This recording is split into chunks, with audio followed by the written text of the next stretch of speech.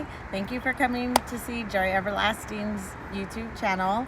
I just kind of wanted to share a bit on Daniel. Is one of my favorite characters in the Bible.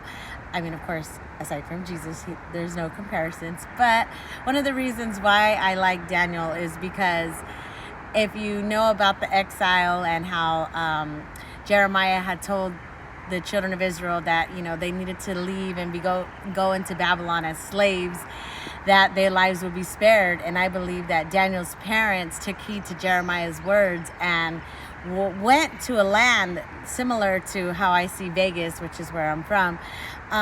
Just terrible, you know, sin everywhere, and growing up in this you know, perverted city that, you know, was so big.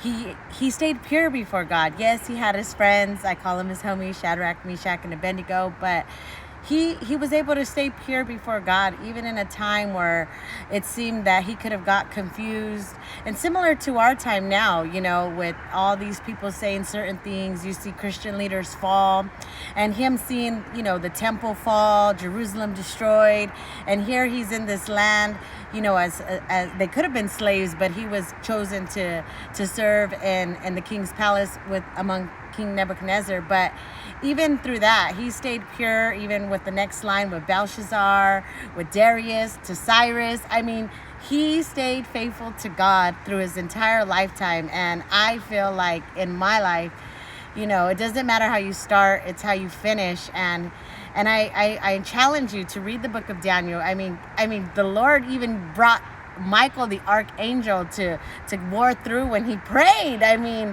even when he read the writings of Jeremiah. I mean, it just has so much.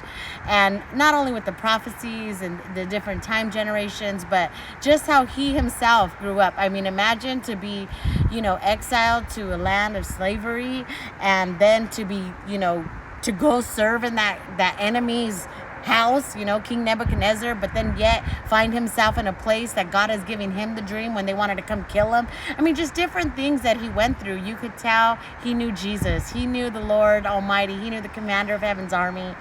And I want to be like that. I hope I could be like that in my generation and in my time. And I challenge you to read the book of Daniel. I'll break it down more, but I just kind of wanted to share a little bit on how cool he is and how he's like one of my favorite Bible characters.